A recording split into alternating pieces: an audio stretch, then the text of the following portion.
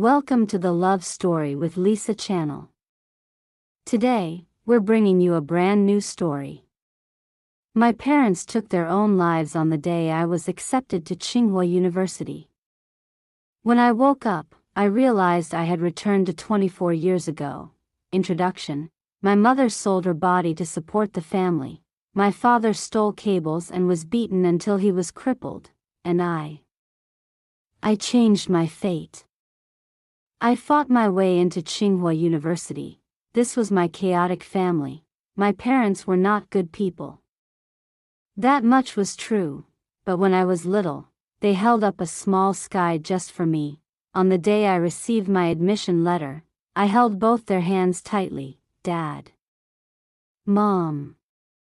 I'm grown up now. From now on, I'll shield you from the wind and rain. My mother smiled and nodded, but that very night, she and my father split a bottle of pesticide between them. They left behind only a suicide note, the handwriting crooked and shaky. From now on, you must live well on your own. When I opened my eyes again, I had gone back 24 years. In this year, my mother had not yet been assaulted by my stepfather. My father had not yet been sent to the reformatory. Please listen to the story. When my mother saw my admission letter from Tsinghua University, she burst into tears. She had always been a strong woman. When my father was beaten into disability for stealing, she didn't cry. When the F3 gangsters forced her to sign the settlement agreement, she didn't cry. When she was dragged into the street by a jealous wife and beaten in public, she didn't cry. But now, she clutched the ornate school gate and sobbed so hard she could barely breathe. My own eyes reddened. Silently, I leaned against her and gently patted her back. She wiped her tears, then carefully brought the admission letter to my father as if presenting treasure. Her voice trembled with joy, like a child's. Second brother, our daughter has a future now. My father lay on the bed, his eyes shining. Aside from slightly atrophied muscles, the 5 years that had passed had left almost no mark on him. In contrast, streaks of gray had crept into my mother's hair. Fine lines carved deeply at the corners of her eyes. My chest ached bitterly. With one hand, I clasped my mother's rough, calloused palm. With the other, I held my father's thin, bony hand. I intertwined their fingers and squeezed tightly. Dad. Mom. I've grown up. From now on, I'll shield you from the wind and rain. My mother began crying again, shrinking into my arms, small and fragile. When they were young, my parents had lived recklessly. My mother had been a hostess in a nightclub. My father had been a street thug who had once entered a juvenile reformatory. They drifted through life day by day. Then one day, they saw each other, and stayed together. Marriage did not save them. They continued making a living through scams. Until I was born, they poured all their love, all their patience, all the remnants of their humanity into me. At least, before I turned 10, I had a fairly happy family. One day, my father passed by a shopping mall and saw a beautiful gold necklace. He imagined how it would look around his wife's neck. In a moment of impulse, his mind overheated, and he did something wrong. Security guards caught him red-handed and beat him nearly to death. Half his body was paralyzed. The mall manager, afraid of trouble, forced my mother to sign a settlement agreement. To keep our collapsing family afloat, my mother returned to her old profession. When I reached puberty, I realized I had an abnormal family. I began to hate them. Why did you bring me into this world to live such a rotten life? My mother only lowered her head and repeated over and over, I'm sorry. Later, I found a notebook.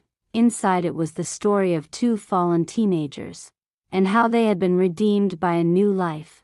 My parents. They had once been pure and innocent too, but fate's hardships had carved them into pieces. Their own lives were torn and ruined, yet they still struggled to lift me onto a brighter path.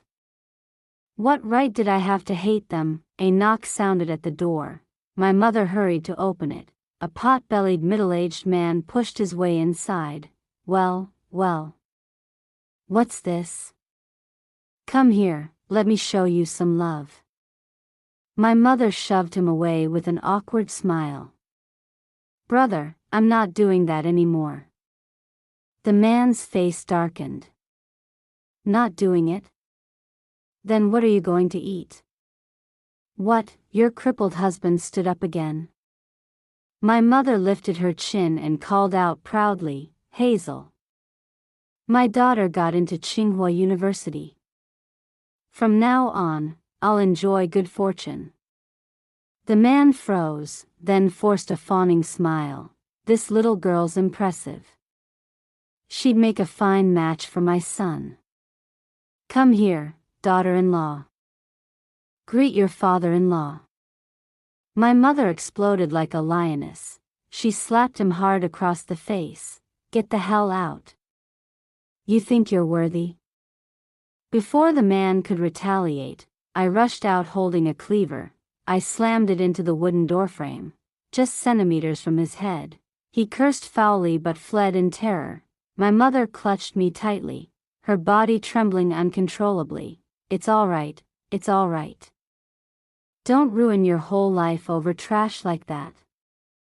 Clearly, she was the one being bullied, yet she was comforting me. My voice was hoarse. Mom. From now on, our family will live well. She nodded, her expression gentle. This incident did not ruin her good mood. She prepared a table full of delicious dishes and even allowed me to drink a few small glasses of wine. She pulled me close and talked endlessly. My father sat beside us, his eyes shifting back and forth, as though trying to engrave the image of the two of us into his heart. At the time, I did not understand the deeper meaning behind their behavior. I only felt that they were unusually, overwhelmingly happy. They were happy. And I was happy too, Hazel. Just before I returned to my room, my mother called me back, Hazel. In Chinese, Buki means never to abandon, never to give up. It is a word used to describe perseverance, the refusal to let go, no matter how hard the trials, no matter how heavy the storm. She stood beneath the dim yellow light. Every strand of her hair shimmered softly, my head swam. I couldn't see her expression clearly. I only remember that she was smiling. Sleep well. That night, I had the best sleep I had enjoyed in years, and then, I regretted it.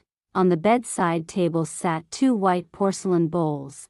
At the bottom of each bowl, white sugar lay half dissolved, stained into dark, ugly clumps by pesticide. Mrs. He, Linda, and Mr. He, David, lay quietly on the bed. My mother wore a red dress, her hair braided into 2 neat plaits. My father wore a white shirt and gray trousers. They leaned against each other, just like in their wedding photo. After rushing them to the hospital, the doctor told me they had been gone for an entire night. The pesticide had already fully seeped into their bodies. There was no saving them. Even when I held the 2 small urns in my hands, everything still felt unreal. Why? Everything had clearly been about to get better. Why did you abandon me? Later, I found the suicide note. The handwriting was crooked and uneven. Hazel, Mom and Dad are sorry. From now on, you must live well on your own. A pain so overwhelming pierced straight through the thin membrane that had been holding back my emotions. I let out my first wail in days. Tears streamed uncontrollably down my face. I cried until I fainted. I dreamed. In the dream, I was very small. My father was not yet paralyzed. He rode a motorcycle, my mother sitting behind him, and I wedged safely between them. The wind roared past my ears. I sat in the little nest they had made for me, sucking on a fruit candy. The sunset dyed half the sky red, lighting the road home for our family. I woke up to softness beneath my hand. When I opened my eyes, I found myself staring into a pair of beautiful peach blossom eyes. The little girl hurriedly pulled her hand back and asked warily, "Who are you? Why are you lying here?" I blinked, my own voice sounded hoarse. "My name is Hazel He." She helped me sit up and muttered, "Hazel He? That's such a strange name." Then she lifted her head and realized I had been staring at her. Her face flushed bright red. "Sorry." I reached out and gently rubbed her head, my throat tight with unshed tears. When my mother was pregnant with me, she and my father had discussed whether to abort me. They had come up with countless reasons to give me up, but in the end, they kept me. Even they didn't understand why, so they named me Hazel. Never abandon. The little girl, flustered, quickly tried to comfort me. "Hazel, your name is much nicer than mine. My name is Bella Bai." Warm sunlight fell over her. Her fluffy hair glowed golden, soft like a dandelion. I smiled through my tears. "Nice to meet you." "Nice to meet you, Mom." This was the year 2000. The old era and the new had just collided, full of opportunity, full of challenges. But as an outsider to this time, I had no household registration, no money. Everywhere I turned, there were obstacles.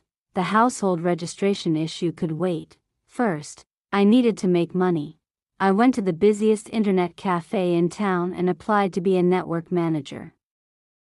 In this early blossoming age of the internet, the little computer knowledge I possessed was more than enough to impress them. In the end, the owner kept me. The salary wasn't much, but it was enough to rent a small room and leave me with a little money for food. When I met Bella Bai again, she looked surprised. When she heard I wanted to rent a room, she was delighted. "Hazel, I don't know why, but the moment I saw you, I felt really close to you. Can I call you Big Sister?"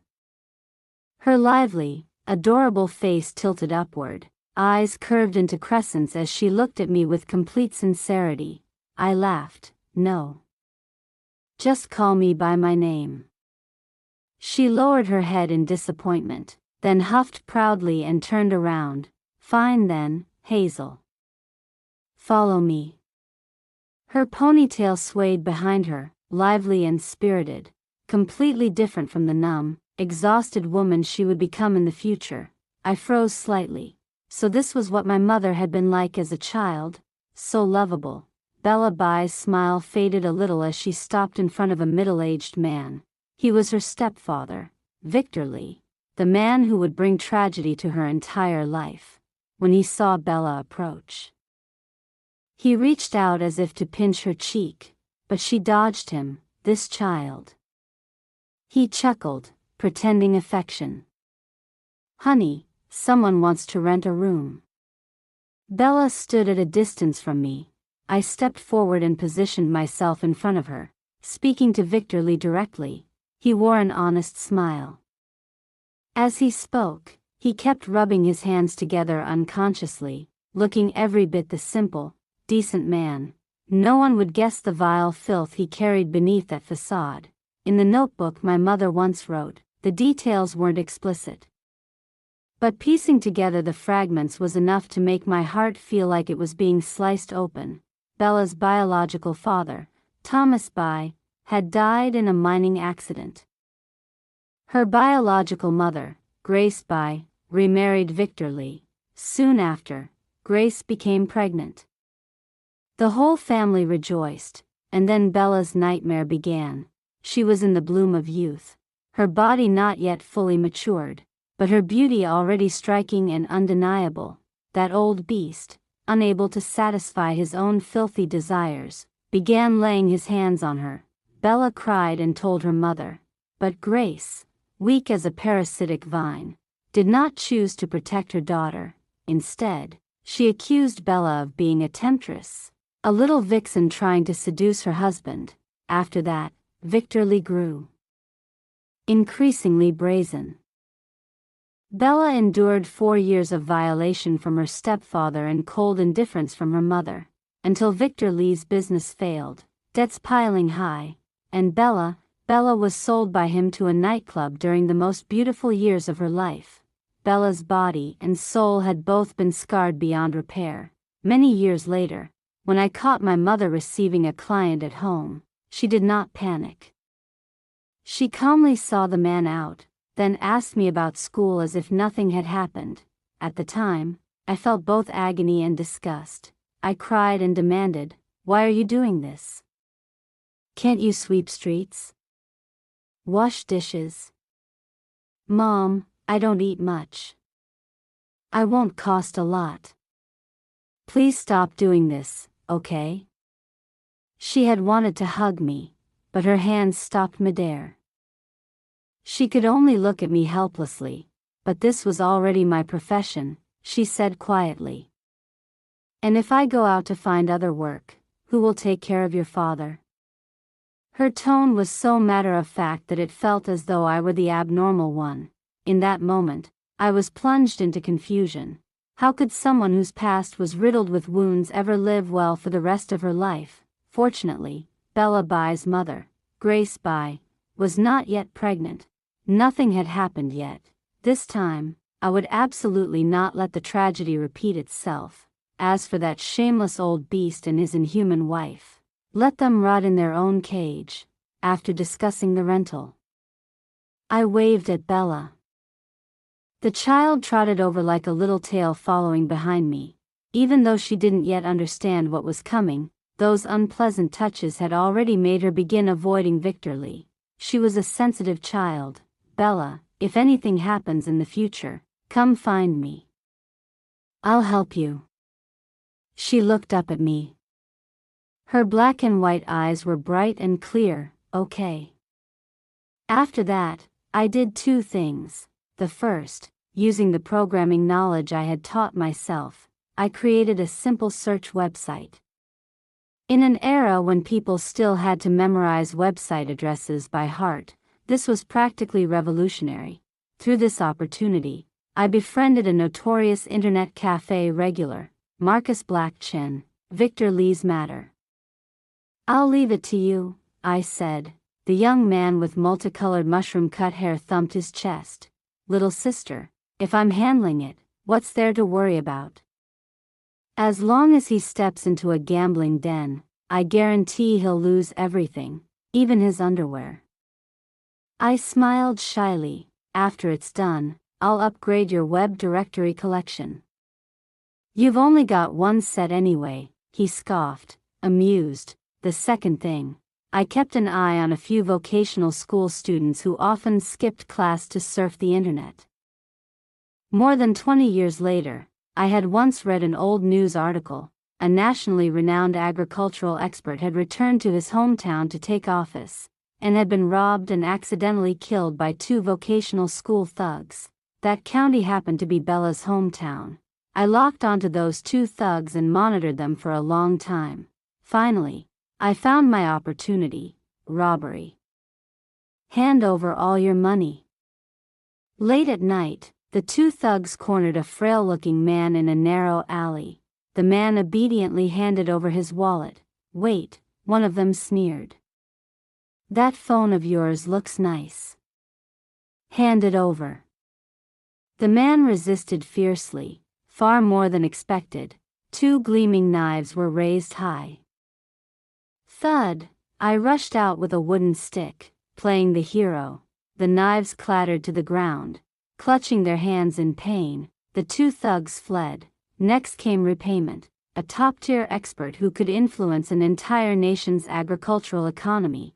What he could offer me was immeasurable. What I needed was simple: a legal identity to exist in this world, and a large sum of money. Everything was set. The wheel of fate began to turn. Victor Lee was soon hunted down by debt collectors. Several tattooed men beat him until he was bruised and swollen. His screams echoed through the entire building. "Big brother, please, give me a few more days. I really don't have the money." In response, a dagger was slammed upright beside his hand. "Cut the crap. If you can't pay today, you won't be keeping that hand. No, no. Let me think of something. Victor Lee's eyes darted around wildly. Then, they locked onto Bella, who was cowering in the corner. Take her. That girl looks decent. In the future, she'll definitely make you plenty of money. The debt collectors exchanged glances. One of them grinned wickedly, and actually reached out to drag Bella away. Mom. Mom, save me. She screamed and struggled, tears blurring her terrified face. Grace Bai helped Victor Lee to his feet and deliberately turned her head away. Her eyes slowly filled with despair. Wait. I stepped forward, meeting the hostile gazes of the debt collectors. How much does he owe? One of them raised a finger. What, you want to pay for him? I looked at Victor Lee. I can pay his debt. A flicker of surprise flashed in his eyes. But I want the girl. I pointed at Bella. The debt collectors froze, then released her. Bella threw herself into my arms, trembling all over. Everything went smoothly. I paid off Victor Lee's debt. Bella's household registration was transferred under mine.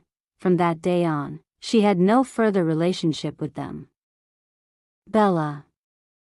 My daughter. Before we left, Grace Bai broke down in tears. Bella did not turn back. She carried her small bundle, clutching tightly at the hem of my shirt, tears falling one by one. I stroked her head. Do you blame your mother?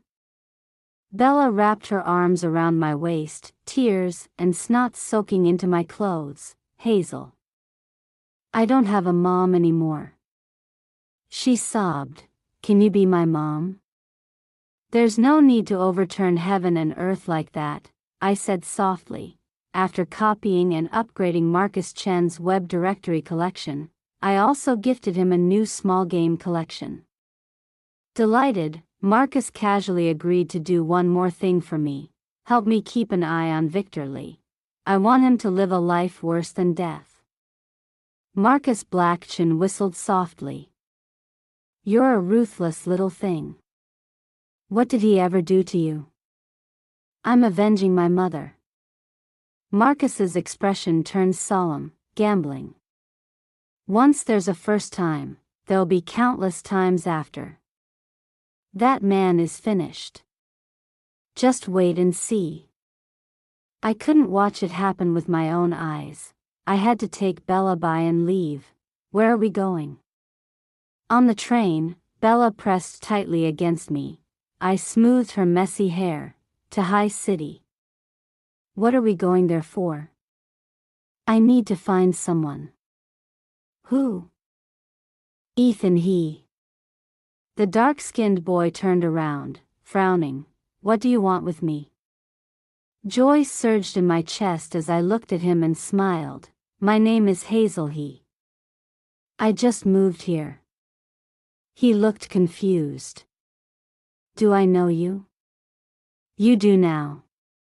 He scratched his head and pedaled his bicycle away. I stood there watching his energetic back disappear, my eyes growing hot. My father, right now, could still run and jump, full of strength and life. How wonderful. Humph, Bella pouted. You moved here just for that dark little brat? Isn't having me enough? Now you want to pick up a son too? I flicked her forehead. What nonsense are you thinking? When had my mother's mind become so jumpy? I crouched down and looked her straight in the eyes. Bella, you are the most important person to me. That boy. He's important too. Just like you. Bella's face turned red. She lowered her head shyly. Hazel. Sometimes I really don't understand you. You're like someone who fell from the sky. You just appeared. You saved me out of nowhere. I'm scared that one day you won't want me anymore. Only then did I realize the depth of her insecurity. Betrayed by her own mother, she now had only me. I hugged her tightly. my voice gentle. Don't be afraid. As long as I'm here, I will always protect you. I didn't know why I had come to this era. I didn't know when I would leave. I only knew that I carried the blood of two people in my veins. For them, I was willing to give everything. I enrolled Bella in school. In my previous life, she had dropped out after middle school. Sometimes she would sigh regretfully. If only I had gone to college. If I had studied properly and found a decent job, my daughter wouldn't have to live with her head lowered. This time, I would give her the best educational conditions possible, not for anyone else, only so she could grow intelligent, well-mannered, and have the power to choose an independent life. While she attended school, I stayed home compiling study guidebooks. At this time, the education industry was far from the future level of development. As someone who had survived the brutal battlefield of the college entrance examination, this was the field I understood best. One day, I had just put my pen down when I heard a commotion outside. I stepped out to see Bella dragging a disheveled Ethan, refusing to let go. I hurried over and pulled them both inside. What's going on? Bella crossed her arms. Didn't you care so much about him? I saw him squatting outside our house, not daring to come in, so I dragged him back. He says he doesn't know me and refuses to enter. Ethan stubbornly turned his head away. I don't know you people. What if you're traffickers who want to kidnap me? My expression changed slightly, though I suppressed the strange turbulence in my heart. I turned his face back toward me. Then you should recognize me, right? My name is Hazel. He hesitated, then nodded. You greeted me before. I smiled and gently touched the large bruise on his forehead. How did this happen? Ethan sucked in a breath and avoided my gaze. I poured medicinal liquor into my palm, rubbed it warm, and pressed it against his forehead, massaging gently. Ow! His eyes reddened. After a long moment, he finally spoke. They said I was picked up. I fought them. Ethan was the second child in the He family. He had an older brother, not called He first, but Leo He, and a younger sister, not He third, but Pearl He. It did sound as if he were the one picked up. After Ethan was born, Mr. He and Mrs. He had sent him to their rural grandparents to avoid paying a family planning fine. Unexpectedly, a few years later, they had another daughter. This time, they obediently paid the fine, one son and one daughter, their treasures, only after the grandparents passed away did they remember Ethan existed. He was brought back home, and became invisible. I sighed, unsure how to comfort him. So what? I said lightly. I really was picked up. Didn't I grow up just fine? You're only hearing a few words and you can't handle it. Bella couldn't resist chiming in. Ethan widened his eyes, looking at her, then at me, and fell silent. I chuckled softly and patted his shoulder. Other people's words aren't worth your trouble. Whether you're their biological child or not, you know the answer in your own heart. Some people are simply not fated to have deep emotional ties. Lower your expectations, and you free yourself. Ethan frowned, lowering his head in thought. These ideas were too heavy for a child his age. I changed the subject. After school, if you have nothing to do, don't wander around. Come here. His defenses shot up again. Why should I listen to you? I carried out a plate of fried chicken from the kitchen. The aroma filled the room. The crust was golden and crisp, the meat inside tender and juicy. One bite and the fragrance of oil and the sweetness of chicken blended perfectly. Bella and Ethan ate until their mouths were greasy. So good. I looked at Ethan. Do you want to come here? The boy's ears burned red. The tragedy of my father's life had begun with a kidnapping. He had never been welcomed at home. After school, he would often wander outside, reluctant to return. That day, his younger sister had suddenly decided to follow him. The two of them walked into a deserted alley. Out of nowhere, two strangers appeared. One of them scooped up his little sister and ran. The other pressed a cloth soaked in anesthetic over his mouth. But he dodged it. When he saw his sister being shoved into a van, the young boy's eyes turned bloodshot. He pulled the small knife from his pocket and stabbed the man in front of him. The van sped away. The man he stabbed was gravely injured and eventually became a vegetable. Ethan he was sentenced for excessive self-defense and sent to a juvenile detention center. The He family lost 2 children, and just like that, it fell apart. Mr. He raised Leo He alone. Mrs. He went mad. Searching everywhere for her daughter, no one wanted Ethan He. After he was released, he no longer had a home. He became a street thug, drifting from place to place, tainted by every vice imaginable. Human behavior does not always follow logic, but it is always tied to experience. In this life, I do not ask him to achieve dazzling success. I only hope he lives safely, grows up under the guidance of society, and becomes a decent, upright man. I don't know the exact day the kidnapping happened. All I can do is keep Ethan He by my side. No child can resist fried chicken. Sure enough, after school, Ethan He showed up at my house on time to check in. After coming so many times, the boy grew a little embarrassed. You feed me for free every day. What exactly do you want? I lowered my voice mysteriously. Actually, I'm a prophet. You and Bella Bai are both children favored by the heavens. I saw it at a glance. Your futures are boundless. That's why I want to win you over early. When you succeed one day, you can repay me. The 2 children were stunned by my solemn nonsense. Bella Bai believed it completely. At first, she had been a little lazy with her studies.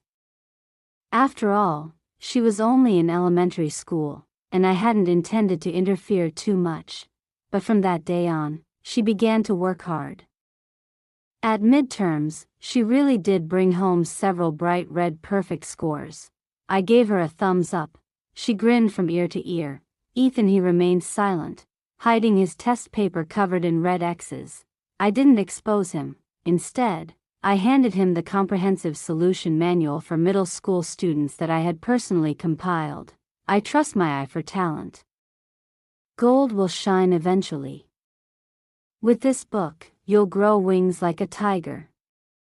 Bella Bai immediately protested. Hey! Why don't I get anything? Raising children must be fair. I had been careless. You have me, I replied calmly. If there's anything you don't understand, I'm right here in the flesh. Just ask. Only then was she satisfied. She turned and shot Ethan He a provocative look. Ethan He curled his lip. Humph, childish. Unexpectedly, the comprehensive solution manual for middle school students attracted an old acquaintance. May I ask where you got this book? The woman wearing rimless glasses asked gently. I compiled it myself. I studied her youthful eyes and answered honestly. There's nothing this comprehensive on the market. No wonder Ethan He's improved so quickly. Miss Julia, you looked at me with admiration. You're truly remarkable. You look so young. Are you a college student? I shook my head. I only finished high school. What a pity. With your ability, getting into a good university wouldn't have been a problem.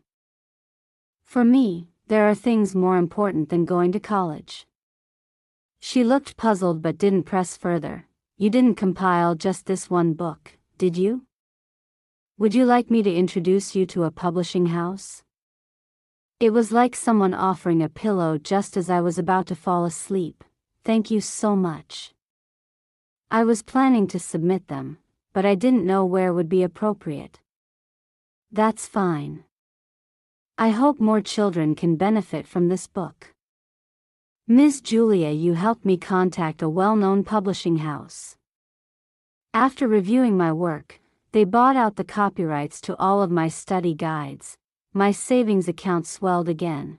Whether in my past life or this one, Miss Julia, you had always been my benefactor. When I was in high school, she had been a special grade teacher at First High School, and my homeroom teacher. I still remember that period when I was overwhelmed by family turmoil. She had sought me out on her own. You cannot choose your birth, she had said gently, but you can control your destiny. Your starting point is already lower than others. That's all the more reason you need a strong heart. Her words had stunned me. In truth, I had never felt my starting point was lower than anyone else's. My parents were unreliable, yes, but whatever other children had, I had too. Before my father's accident, they had even doted on me. That was why, when I suddenly learned that my mother had once been a hostess, and my father a gambler, the contrast nearly tore my heart apart. But Miss Julia Yu's words had shown me a path. My parents had surrendered to fate, but I would not. I would fight with everything I had, step by step carving out a broad road ahead. I would drag them out of the mud. After his grades improved, Ethan he experienced an immense sense of achievement. The gloomy, withdrawn boy gradually became more open and bright. He no longer came to my place just for food. He frequently asked me about questions he didn't understand. Bellaby sounded the alarm in her heart and studied even harder than before. The two children began a healthy competition. I watched it all with quiet joy, happily preparing delicious meals as rewards. Today, Ethan he had a little tail following behind him, a plump, fair-skinned little girl. One glance was enough to tell. She had been raised in a wealthy family. She was Ethan he's younger sister. Pearl he, well, I drawled. No wonder you disappear every single day. So this is where you've been, mooching food at someone else's house. The tiny girl, bundled against the cold, stared fixedly at the food in Ethan he's hands, swallowing hard. I couldn't help but laugh. I handed her my portion. She devoured it in 3 bites flat. Her eyes darted around before she stretched out her hand toward Ethan he in a spoiled, affected manner. Give it to me. My mom said what's yours is mine. You have to let me have it. Ethan he clenched his teeth and reluctantly held it out. I stopped him. Not here. My voice was calm but firm. What's yours is yours. No one gets to take it. I stepped in front of the girl and looked down at her. The only reason you get to eat this is because of your brother. If you dare act spoiled again, be careful, I might just make you spit everything back out. The child burst into frightened tears. I smiled in satisfaction. I was never a good person. I quite enjoyed bullying children. Wah. I hate you all. Pearl he ran out crying. Ethan he hesitated for a moment, then chased after her. I followed to take a look. The moment he stepped out the door, it was as if a warning dropped from the sky. My heart began pounding wildly. My head swam. Wave after wave of dizziness crashed over me. Staggering, I hurried outside. The sight not far away nearly tore my eyes apart. Ethan he was wrestling with a short man. Ahead of them, a tall man was carrying Pearl he and running. So this was it, today. I no longer spared a thought for Ethan he. With a speed I had never reached in this lifetime, I chased after the tall man. One thought filled my mind. Under no circumstances could I let him take Pearl he. The world before my eyes seemed to slow down. The man carrying the child ran toward a small van. The engine roared to life. At the final second, a pair of hands latched onto the door. Bang! The door slammed shut. I could almost hear the bones in my fingers snap. Pain made my whole body tremble, but I refused to let go. Hazel he. Bellaby. Their cries chased after me. The van shot straight onto the main road, the lower half of my body dragged across the ground, my clothes tore apart from the friction. My skin scraped directly against the cement, as if pressed against a grater, layers shaved away. Help! Child traffickers! Help! I screamed with everything I had, the taste of blood filled my throat. A crowd gathered, but they hesitated, afraid of the van's recklessness. Just as despair swallowed me whole, a small pickup truck suddenly appeared at the intersection. It rammed straight into the van. Damn it! You've got guts, coming here to kidnap kids? A fierce-looking man jumped down from the truck. People began flooding in from all directions. In the chaos, the van's window was smashed. The two men were dragged out like scrawny chickens, cursing, blows landing, begging, screams. The sounds blended into a dramatic, violent symphony. Kind-hearted strangers carried me to the side. Someone placed the unconscious Pearl beside me. Struggling, I lifted my head. Through a gap in the crowd, I saw Ethan still grappling with the short man in the distance. The boy's eyes were blood red. One hand slipped into his pocket and pulled out a gleaming knife. A scream ripped from my throat. Ethan, He froze. Through the sea of people, he looked at me. His eyes were filled with fear, with helplessness. Those on the outskirts, unable to push into the center, suddenly realized there was another culprit still loose. They immediately rushed forward. Bella fought against the flow of people and reached my side, crying as she threw her arms around me. Darkness swallowed me.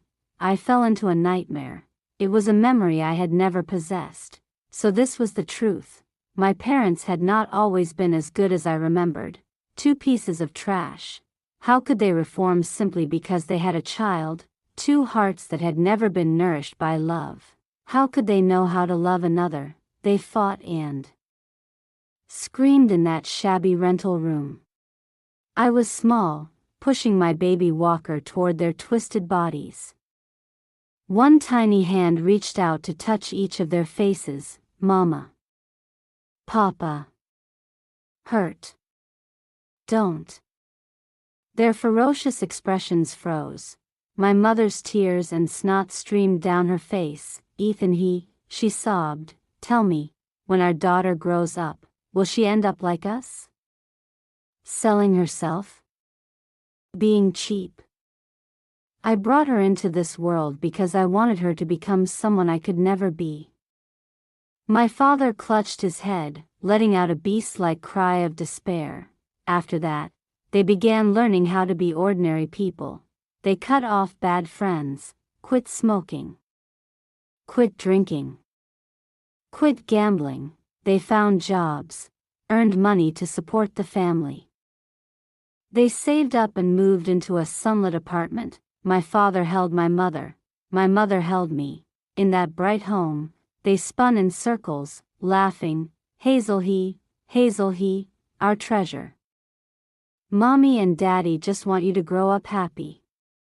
The light flickered, the scene shifted, a dim hospital room, my mother keeping vigil beside the unconscious man on the bed, paralyzed. She answered phone calls one after another. We've already paid your salary this month. You don't need to come back. Bella, bye, the rent's due. We've given you grace for months. We're not having it easy either. I suggest you know what's good for you and sign the settlement agreement. Your daughter is still in school, right? I heard her grades are pretty good. After hanging up, my mother stared blankly ahead, then she smiled, a smile filled with resentment. In that moment, she seemed to return to the reckless girl she once was. Bella, bye. Ethan, we really are sewer rats in the gutter. In my dream, I screamed, no, no. That's not true. You're my parents. But I couldn't touch them. why did you take your sister out? You jinx. We never should have brought you back in the first place. I woke up to the sound of curses. Bella Bai's swollen red eyes lit up. You're finally awake. I wanted to pat her head, but when I lifted my hands, all I saw were two fists wrapped in thick bandages, like sticky rice dumplings. The slightest movement sent piercing pain through my bones. I'm fine. Don't be scared, I murmured gently. The noise beside me didn't stop. I turned my head. Ethan He stood by the wall, head lowered. In front of him, his mother, Mrs. He, Linda He, was pointing at him viciously, her face twisted in fury as she hurled insults. Can you shut up for a second? I snapped coldly. Mrs. He froze, then shifted her rage toward me. And what kind of good thing are you? Who knows what trash heap you crawled out of? Luring my son out all day long. If it weren't for you, would my Pearl have suffered like this? I laughed in disbelief. I didn't bring the traffickers. On the contrary, I saved your daughter from them. Aren't you afraid of ruining your daughter's karma by speaking to her savior like that? You. Mrs. He glared at me, but in the end, she said nothing more. Instead, she turned tender, stroking Pearl He's small face over and over, calling her sweetheart and precious baby. She promised that after discharge, she would buy her lots of delicious food, only for her, not for anyone else. Such a good mother. Just not a good mother to Ethan He. In my previous life, when my father and I met Mrs. He again, she had become a beggar on the streets. By then, she had gone mad, so mad she no longer recognized people. She would grab my father and ask, "Have you seen my Pearl? Pearl is my daughter. If you see her, tell her her mother is waiting for her to come home." My father broke down crying right there in the street. He sent Mrs. He to a nursing home and paid the fees on time every month. But he never once went to see her. I didn't understand back then. I had asked him innocently, "Dad, why don't you go find Grandma? Don't all parents love their children? If you don't visit her, won't she be sad?" My father had only smiled bitterly. "She doesn't love me. Not every child is worthy of a mother's love." I came back to myself and beckoned to Ethan He. A large bruise marred his face. His elbows were covered in scrapes. "Does it hurt?" That expressionless face trembled slightly. Tears shimmered in his eyes. He nodded, so faintly it was almost imperceptible.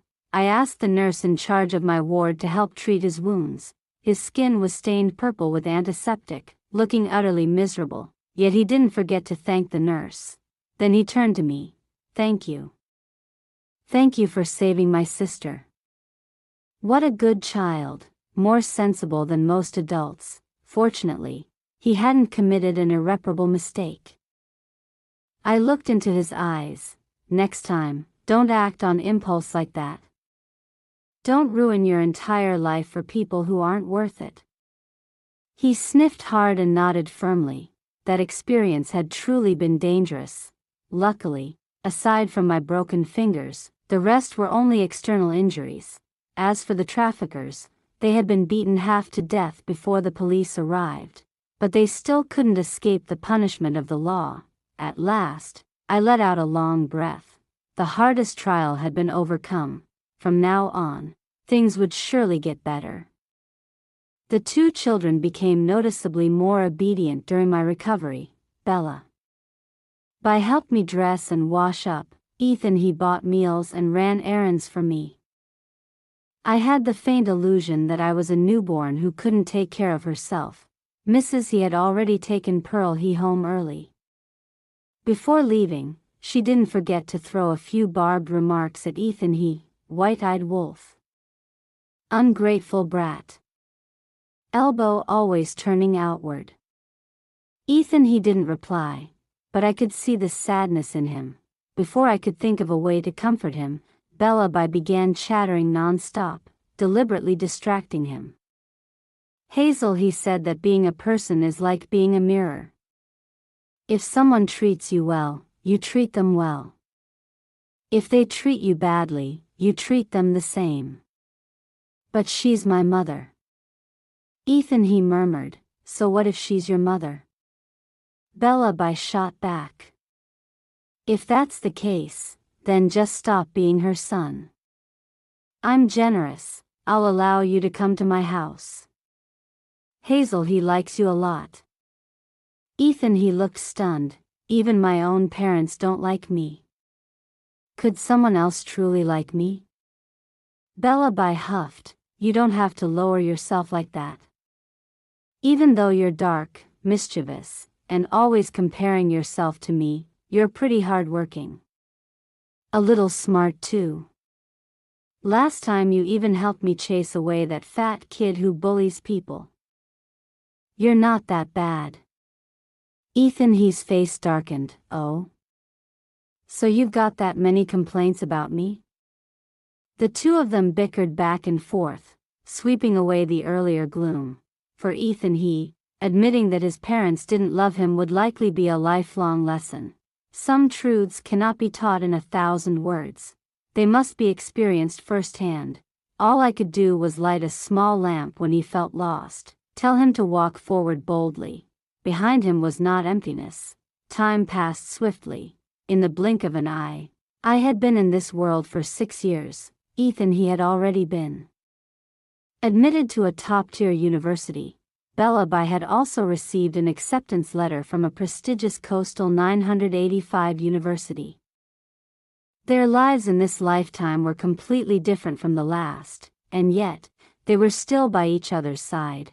I had never intentionally matched them together, but childhood sweethearts growing up side by side, developing feelings over time. That was nothing strange. I discovered it the day Bellaby received her admission letter. She waved it excitedly, then jumped straight into Ethan's arms. Ethan, he hurriedly caught her.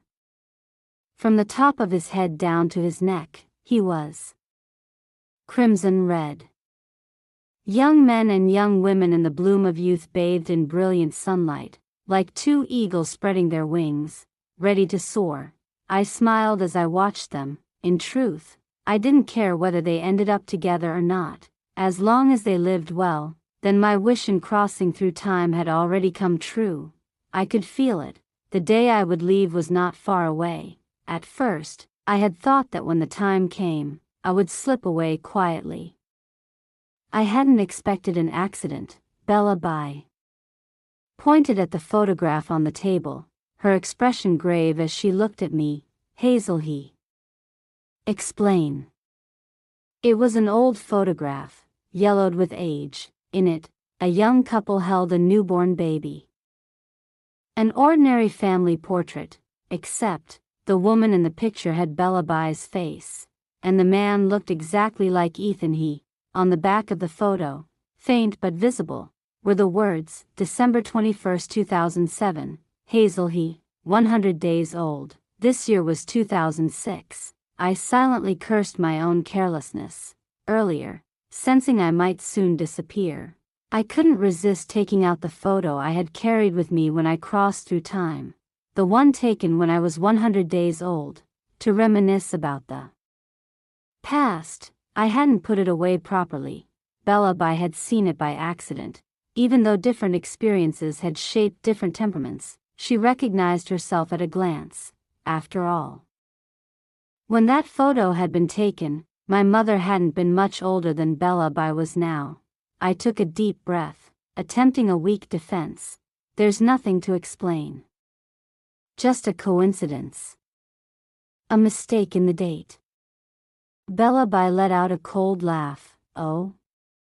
Really? Since when does the world have coincidences this perfect? Why did you save me when I was little? Why did you approach Ethan? Why do you and Ethan share the same surname? Hazel Who exactly are you? Ethan sitting beside her, stared at me as well, two pairs of eyes filled with tension, anxiety, and an inexplicable hint of anticipation. I rubbed my forehead. Young men and young women in the bloom of youth bathed in brilliant sunlight, like two eagles spreading their wings, ready to soar. I smiled as I watched them. In truth, I didn't care whether they ended up together or not. As long as they lived well, then my wish in crossing through time had already come true. I could feel it. The day I would leave was not far away. At first, I had thought that when the time came, I would slip away quietly. I hadn't expected an accident. Bella Bai pointed at the photograph on the table, her expression grave as she looked at me. Hazel, he explain. It was an old photograph, yellowed with age. In it, a young couple held a newborn baby.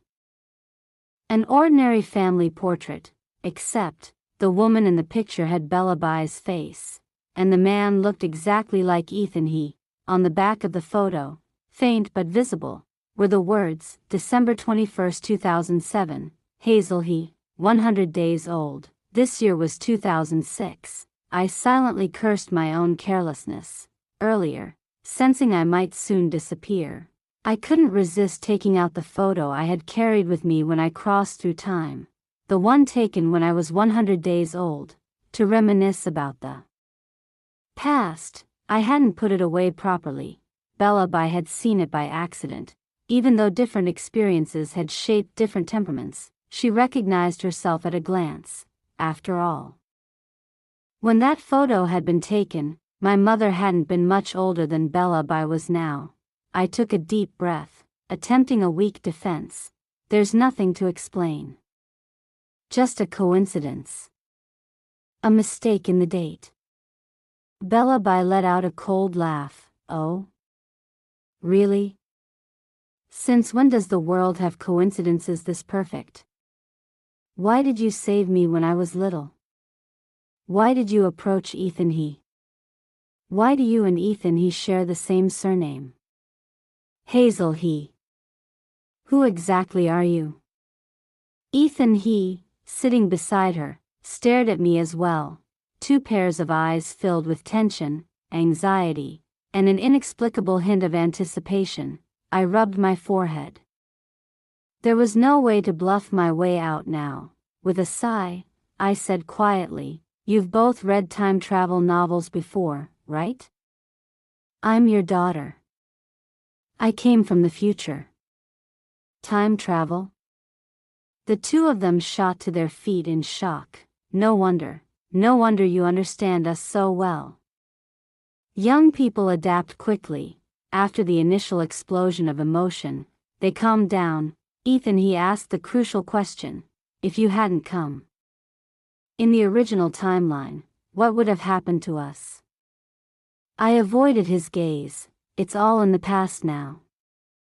What happened yesterday is already dead. What happens today is newly born. After a long silence, Bella Bai suddenly grabbed my hand. In the future. Do you live well? I squeezed her hand back and nodded sincerely. I live very well. I have parents who love me. Teachers who treat me kindly. I even get admitted to Tsinghua University.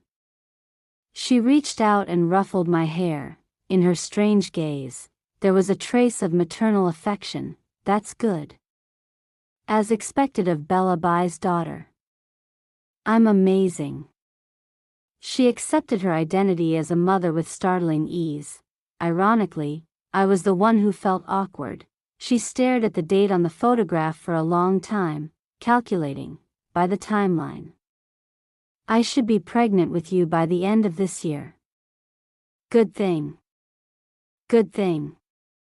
If Ethan he and I hurry, there's still time. Ethan he finally processed her words. His face flushed so red it looked ready to bleed. My eyes widened. I flicked her forehead. You dare? Bella Bai clutched her head and shouted louder than I had, unfilial daughter. How dare you hit your mother? I was so exasperated I nearly coughed up blood. This was exactly why I hadn't told her sooner. You just got accepted to university. Your future holds endless possibilities. Pregnant? Having a child? What nonsense are you thinking? Bellaby glared back fiercely, though her voice trembled slightly. Then what about you? If you're not born at the original time, what will happen to you? I fell silent. I didn't know. Maybe I would disappear completely. Maybe I would be reborn again as her child. But deep inside, a voice kept telling me, no matter what, the me of now would soon leave this world. So I told a gentle lie. I am your daughter. As long as the bond between us isn't severed, one day I will return to your side. Bellaby's eyes filled with tears. Really? Don't lie to me. I nodded calmly. I won't lie to you. Don't disrupt your life because of me. If you do, then all my efforts will become meaningless. Besides, raising a child is not easy. Even if you truly decided to have one at this age, how would you raise her? What kind of life could you give her? After much persuasion, I finally extinguished their strange idea, but the sudden exposure left my heart in turmoil. That night, I tossed and turned, unable to sleep. Then I heard faint movement in the courtyard. Quietly, I got up. Through the window, I saw Bellaby and Ethan he sitting side by side under the night sky, talking softly. Ethan he. The first time I met her, she looked so sad, our future selves. We must not have been living well. Bellaby's voice trembled slightly in the night. I remember. Back then she wasn't much older than we are now. She came to this world all alone, just to find us. How much good karma did we accumulate to deserve a daughter like that? She lowered her head. She said that right now we can't give her a good life. But she was really born when I was still so young. How much must she have suffered? Her voice cracked. Just thinking about it makes my heart hurt. Ethan he fell silent for a long moment. Then he spoke, his tone low and steady. In the future, we have to work hard. We have to earn a lot of money. We have to give her the very best. Give her so much love. Hidden in the darkness, I bit down on my lip. Tears streamed down my face. The day I left was an ordinary day. Bellaby and Ethan he each hooked an arm through mine, smiling brightly at the camera. Ever since learning that I might leave, they had cherished every second with me. They took me out to play, dragged me around, insisted on taking photos together. Click. The shutter sound rang out, and suddenly, I froze. My body felt weightless. In the photograph that had just been taken, the image slowly appeared. Bellaby and Ethan he were smiling foolishly. Between them, there was empty space. Bellaby blinked. Why do I feel like someone's missing? I feel that too, Ethan he murmured. Missing who? Isn't it just the two of you? The passerby who had helped take the photo asked in confusion as she handed the camera back. Ethan he scratched his head awkwardly. Sorry. Our mistake. The two of them looked at each other. A trace of sorrow flowed silently through their crossing gazes. Ethan he. I don't know why, but I suddenly want to cry, Bellaby stammered. Ethan he pulled her into his arms. His eyes were red. I floated in midair, quietly staying by their side. The two young souls were like lost lambs, slowly digesting the sudden wave of emotion. Bellaby leaned against Ethan he's shoulder and whispered softly, Ethan he. When we get married one day, let's have a daughter. Ethan he nodded shyly, okay. What do you think we should name her? Without hesitation, he said a name, Hazel he. How about that? Bellaby was stunned. In the depths of her eyes, a trace of tenderness surfaced. Hazel he. That's a beautiful name. In our family, no one leaves. No one is abandoned. The sunset bathed them in golden light, wrapping them in a warm veil. Carried by the gentle evening breeze, I embraced my parents one last time. I love you, goodbye, the end. If you enjoyed the story, don't forget to like and subscribe to Love Stories with Lisa for more stories. Thank you so much.